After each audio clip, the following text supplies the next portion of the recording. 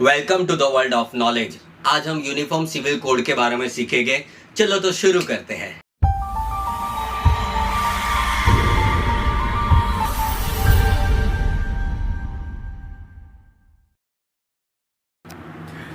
Chief justice of India ने uniform civil code के बारे में जिक्र किया है, इसलिए आजकल वो न्यूज में आ रहा है। चीफ जस्टिस ऑफ इंडिया ने ये कहा है कि गोवा से इंडिया के अलग अलग राज्यों को सीखना चाहिए कि किस तरह से हम यूनिफॉर्म सिविल कोड को इम्प्लीमेंट कर सकते हैं, किस तरह से यूनिफॉर्म सिविल कोड के द्वारा कंट्री के अंदर यूनिटी बढ़ा सकते हैं। अब यूनिफॉर्म सिविल कोड का मतलब क्या होता है? तो जब एक रूल होता है इंडिया के हर एक इंसान के लिए, तो उसके लिए वर्ड इस्तेमाल कर सकते हैं आप यूनिफॉर्म सिविल कोड। अब होता क्या है कि इंडिया के अंदर क्रिमिनल लॉ तो सबके लिए इक्वल है, बट पर्सनल लॉ सबके लिए अलग अलग है धर्म के आधार पर। अब पर्सनल लॉ का मतलब क्या है? तो शादी करना, डिवोर्स करना, बच्चे को एडॉप्ट करना, माँ बाप की प्रॉपर्टी में अपना हिस्सा पाना, ये सारी चीजें पर्सनल लॉ में काउंट होती है। तो इंडिया के अंदर क्या है कि अगर हिंदू को शादी करनी है तो प्रोसीजर अलग है, मुस्लिम को शादी करनी है तो प्रोसीजर अलग है, क्रिश्चियन को शादी करनी है तो प्रोसीजर अलग है, जीव को शादी करनी है तो प्रोसीजर अलग है। मतलब एक ही कंट्री है, बट अगर शादी करनी है तो अलग अलग धर्म के लोगों को अलग अलग रूल फॉलो करना है। इतना ही नहीं, अगर हिंदू धर्म के कपल को डिवोर्स पाना है तो प्रोसीजर अलग है, मुस्लिम धर्म के कपल को प्रोसीजर डिवोर्स के लिए उनके लिए प्रोसीजर अलग है, जीव को अगर डिवोर्स पाना है तो उनके लिए प्रोसीजर अलग है, क्रिश्चियन के लिए भी प्रोसीजर अलग है।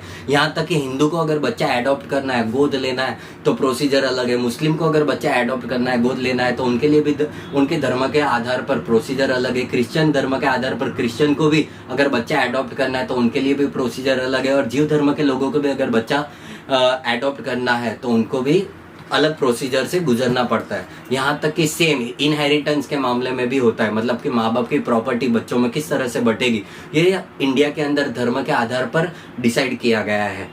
तो यूनिफॉर्म सिविल कोड क्या होता है? यूनिफॉर्म सिविल कोड धर्म के आधार पर भेदभाव ना करते हुए सबके लिए इक्वल लॉ बनाता है, और ये गोवा एक लौता पूरे इंडिया में ऐसा स्टेट है जहाँ पर यूनिफॉर्म सिविल कोड को सक्सेसफुली इम्प्लीमेंट किया है, जिसकी तारीफ चीफ जस्टिस ऑफ इंडिया ने की है। तो अब यहाँ पर ही एक मुद्दा आया, क्या पूरे इंडिया में यूनिफॉर्म सिविल कोड होना चाहिए या नहीं?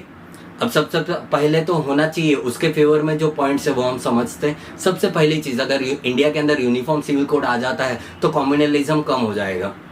मतलब कि ये जो धर्मवाद होता है, धर्म के नाम पर झगड़े होते, छोटे मोटे दंगे फसाद होते, वो अपने आप कम हो जाएंगे, क्योंकि कंट्री के अंदर अब धर्म के नाम पर पर्सनल लॉ है ही नहीं। दूसरी बात, यूनिफॉर्म सिविल कोड लाने से नेशनल इंटीग्रेशन बढ़ेगा। कंट्री जो बोलती है कि हम सेक्युलर कंट्री है, सही मायनों में सेक्युलर कंट्री बन पाएंगे।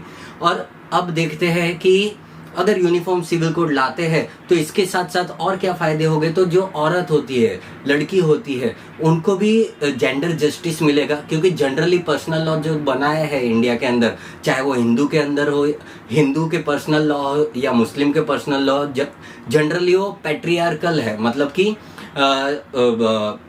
जो बॉय होता है, लड़का होता है, आदमी होता है, उनके फेवर में ये वो ज़्यादा रूल झुकाव क्या उनकी तरफ है, जबकि वहां पर कहीं ना कहीं लड़की औरत के साथ इनजस्टिस होता है। ये पर्सनल लॉ के अंदर ये खत्म हो जाएगा अगर यूनिफॉर्म सिविल कोड लाते हैं।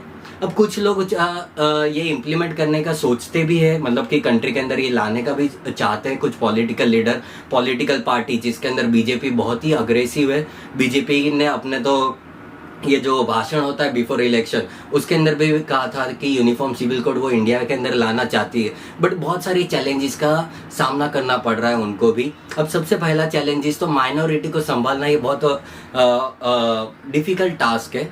जब कभी भी ऐसा कोई यूनिफॉर्म लॉ लाया जाता है कंट्री के अंदर, तब माइनॉरिटी को हमेशा ऐसा ही लगता है कि मेजोरिटी अपनी मनमानी कर रही है, मेजोरिटी अपने रूल माइनॉरिटी पर इम्प्लीमेंट कर रही है। तो ये माइनॉरिटी को संभालते हुए यूनिफॉर्म सिविल कोड को इम्प्लीमेंट करना अपने आप में एक बड़ा चैलेंज है। दूसरे अगर चैलेंज की बात करते हैं हम, तो कंट्री के अंदर राइट टू रिलीजन एक फंडामेंटल राइट है, और यहाँ पर बहुत बड़ा एक सवाल उठता है कि फंडामेंटल राइट के तहत हर इंसान अपने धर्म के रूल फॉलो कर सकता है। हिंदू अपने हिंदू धर्म के अनुसार शादी कर सकता है, डिवोर्स कर सकता है, बच्चा एडॉप्ट ले सकता है। मुस्लिम अपने धर्म के अनुसार शादी कर सकता है, बच्चा एडॉप्ट कर सकता है, डिवोर्स ले सकता है।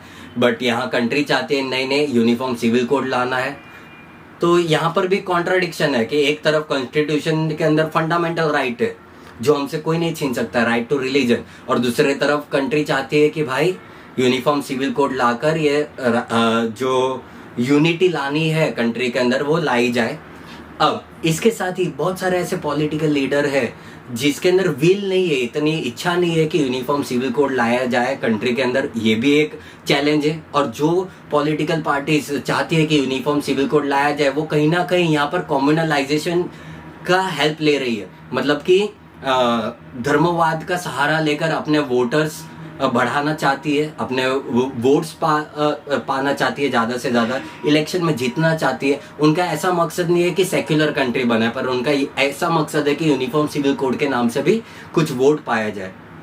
अब देखते हैं इंडिया जैसी कंट्री जो मल्टी रिलीजन मल्टी कल्चरल है, ऐसी कंट्री में यूनिफॉर्म सिविल कोड आता है या नहीं। आप कमेंट करके ज़रूर बताइए कि इंडिया के अंदर यूनिफॉर्म सिविल कोड होना चाहिए या नहीं। Thank you so much. अगर ये मेरा वीडियो आपको पसंद आया हो तो लाइक शेयर और सब्सक्राइब करना मत भूलिएगा। मिलते हैं नेक्स्ट ऐसे ही नॉलेजेबल वीडियो के साथ। Thank you.